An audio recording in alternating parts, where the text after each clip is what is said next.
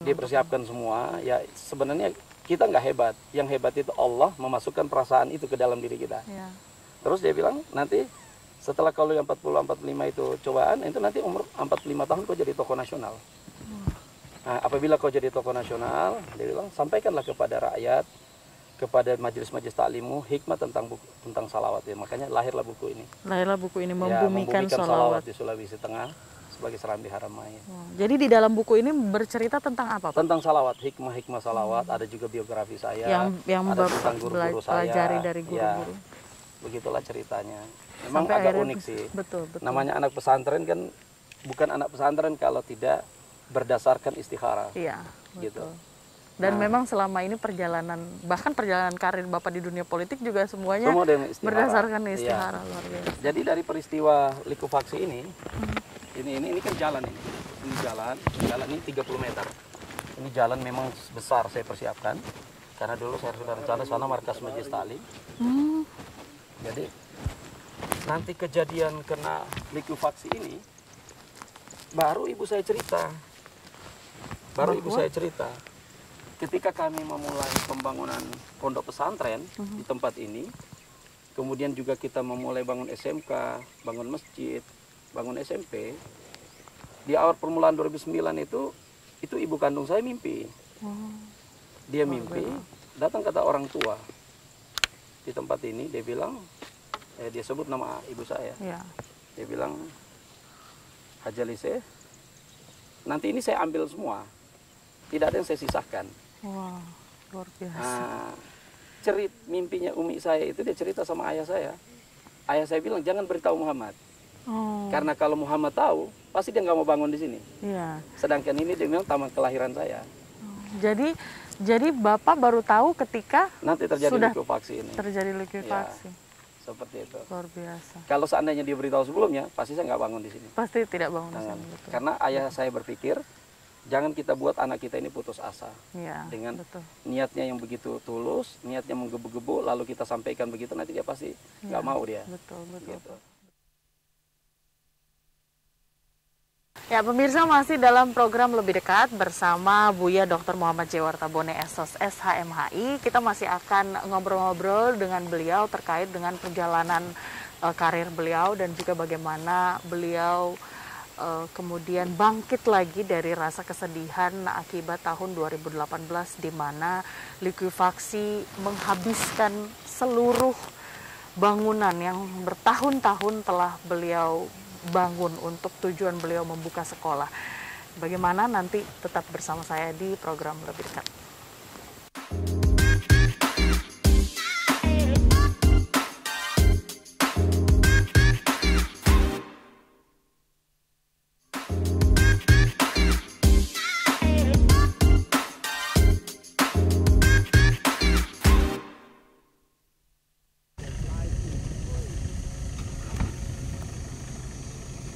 Nah, pemirsa, saat ini saya berada di Dusun Lompio, Desa Maranata, Kabupaten Sigi. Tepatnya berada di perbatasan antara Desa Sidondo IV dan Desa Bora.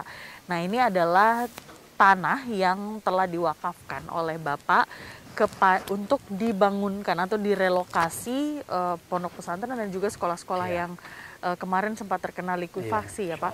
Nah, ini bagaimana Pak ceritanya akhirnya bisa mendapatkan tanah ini, kemudian akhirnya niatnya akan merelokasi sekolah dan pondok pesantren? Awalnya tanah ini 5 hektar. Oh, iya.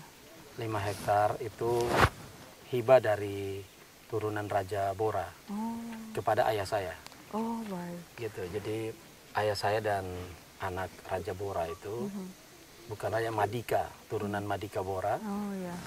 Itu masih bagian dari turunannya cucunya Puyi Lasadin di Mangirante. Oh. Nah, karena ayah saya ini muridnya Puyi Lasadin di Mangirante, kemudian setelah itu belajar sama guru tua Said Idrus bin Salim Al-Jufri. Yeah. Jadi disinilah ayah saya tinggal dulu di belakang gedung ini, tinggal yang sekarang sudah jadi pemakaman beliau. Oh, yeah. Jadi beliau dimakamkan di sini. Di sini ya. Kemudian sambil bangun masjid ada di sana. Ya. Waktu itu.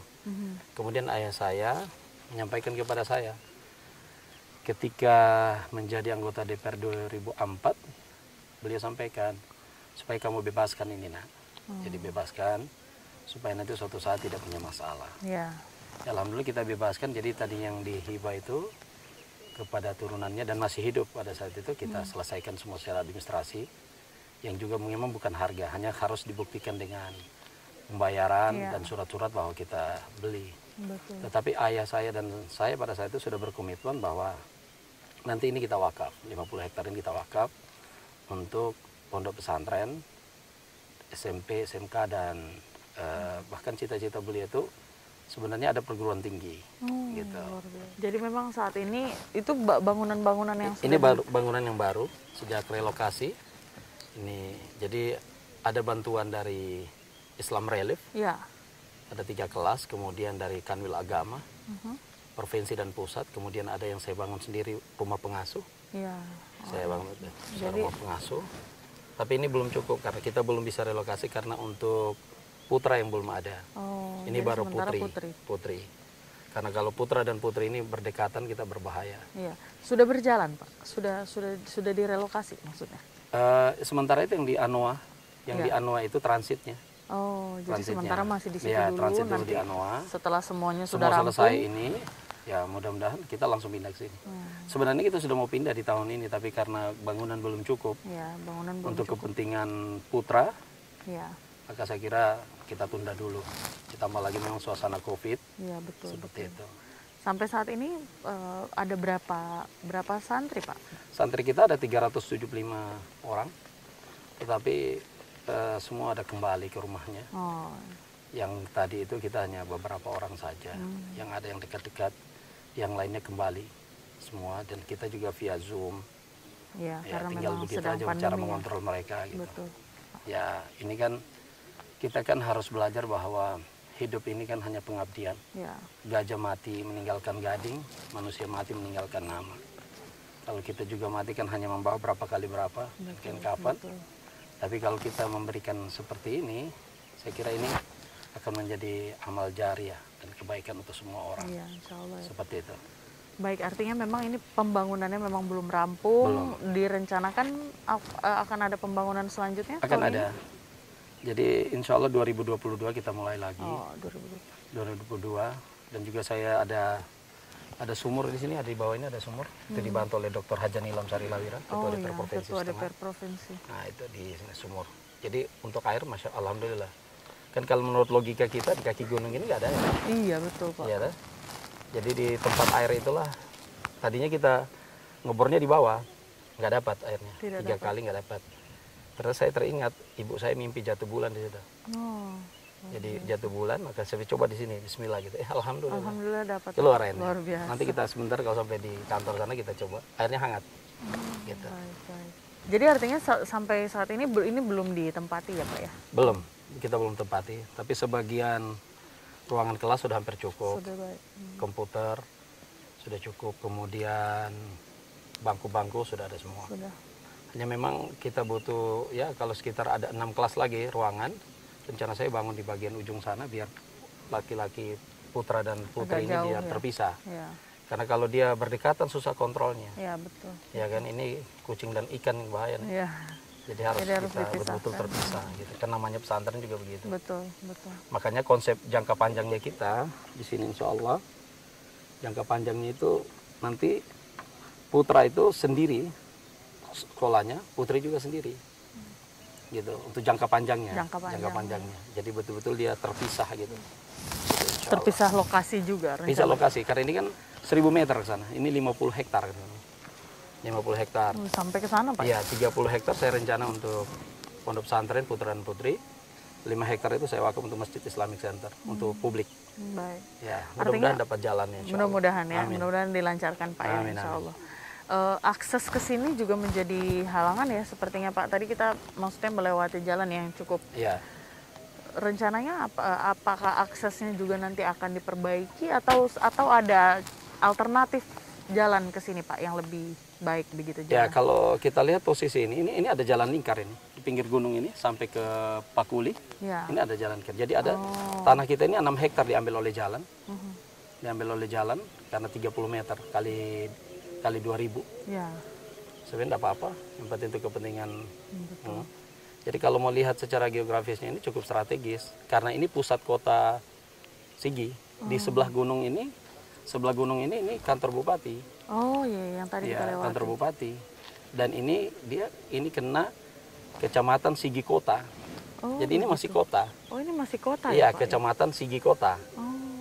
Jadi posisi ini kota strategis sebenarnya, hanya memang jalan ini ada 2 titik dari bawah itu. Ya. Kalau itu dibuka, diperlebar, saya kira Akan lebih cantik bagus. sekali Iya, tempat betul, ini. betul. Ya pemirsa, saat ini saya akan mengajak Anda untuk berjalan-jalan melihat gedung bangunan yang sudah dibuat oleh Bapak yang kemudian nanti akan menjadi lokasi dari pondok pesantren dan sekolah Islamic Center. Boleh kita ke sana? Oke, mari.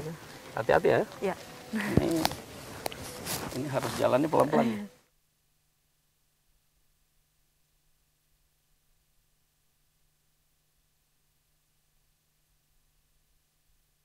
Ya, pemirsa, saat ini saya sudah berada di depan gedung Sekolah Menengah Kejuruan atau SMK Islamic Center berbasis Pondok Pesantren Pusat Sulawesi Tengah ya, Pak ya. Nah, ini seperti yang Bapak ceritakan tadi waktu kita masih di atas, ini adalah gedung yang akan dijadikan gedung relokasi yang tadinya berlokasi di Petobo. Petobo ya, Pak yang ya. kena likuifaksi. Iya, yang kena likuifaksi. Ya, boleh kita lihat-lihat ya, di Pak? ruangannya. Oh, ini permanent school reconstruction. Jadi ini bantuan dari Islamic School. Oh, Islamic Relief ya, Pak? Islamic Relief, USA. Islamic Relief. Oke, Pak. Itu ada, kalau tidak COVID ini kita dapat bantuan juga tenaga surya dari Jerman. Wow, tapi karena COVID jadi Karena COVID harus tertunda. Iya. Betul. Ya mudah-mudahan, karena 50 hektar ini kan tidak mungkin bisa dibangun sendiri. Iya, apalagi dibangun sekaligus Ya, itu pasti tidak akan mungkin. sangat sulit. Tapi keyakinan kita kepada Allah itulah yang kita perkuat. Betul. Mudah-mudahan Allah bukakan jalannya. Mudah-mudahan Coba kita lihat, mari. Iya. Biar. Jadi ini nanti rencananya akan dijadikan untuk putri. Ini putri, rencananya putri. Putra yang sementara kita Akan dibangun di sana ya, Pak ya. Ini ruangan, ini meja. Oh, artinya meja kursinya juga sudah ada ya, Pak ya, sudah siap. Semua untuk 3 ruangan sudah siap semua. Ini memang kita masih kekurangan gedung. Iya, gedungnya Pak ya. Untuk asrama maupun ruang kelas. Ya saya. Kalau sebelumnya di Petobo ada berapa gedung Pak total? Di Petobo itu total hampir 22 gedung. Wah, 22 gedung. 22 ruangan. 22 ruangan. Artinya ada berapa kelas Pak di sana? Iya, ada SMP, ada SMK. Oh iya. SMK sampai kelas 3 kan? Iya, Terus kemudian ada asrama, pesantren. Iya. Ada 22 bersama dengan masjid. Iya. Ada markas majelis taklim. Kalau dirupiahkan itu sekitar 15 miliar. Iya, luar biasa. Artinya di sini sudah ada 3 ruang kelas. Iya, ruang kelas 3. 3 ruang kelas, kemudian asrama. Ruang asrama dan ruang pengasuh. Dan ruang pengasuh juga sudah siap. Tapi untuk putri. Santri putri. Yang putra yang kita ya. rencana mungkin di 2022. Tahun depan ya Pak? Tahun depan. Insya Allah. Mudah-mudahan bangun pelan-pelan insya Allah. Dilancarkan. Iya. Jadi kenapa tidak jalan dulu Pak? Maksudnya direlokasi dulu untuk santri putrinya mengisi tempat yang sudah ada? Keamanan santri yang kita ingat. Karena kalau namanya santri itu, ini kan kita membina anak-anak ini. Iya, betul. Ketika nanti tidak ada pengasuhnya atau tidak ada orang yang dia segani, biasanya putra putri bisa kumpul. Iya, akan sulit ya. Akan sulit kita kontrolnya. Nah, jangan sampai nanti niat orang tua jadi baik, hasilnya jadi baik. Betul. Jadi kita tunggu saja dulu sampai semuanya jadi. Ya kan ada dalam kaidah salaf itu al-ajalatu minasyaitan bita'anni minallah. Tergesa-gesa itu adalah perbuatan setan. Pelan-pelan itu adalah dari Allah. Jadi kita harus begitu kan? Pelan-pelan. Pelan-pelan. Jadi sesuatu yang baik itu, kezaliman yang terstruktur akan mengalahkan kebaikan yang tidak terstruktur. Ini adalah kebaikan yang kita lakukan, tapi kalau tidak rapi, tidak terstruktur akan bisa menimbulkan fitnah. Betul, betul Pak. Memperbaikinya itu susah. Memperbaikinya yang susah. Ya, gitu. Betul. Nama yang sudah dibangun, gitu Pak ya. Baik.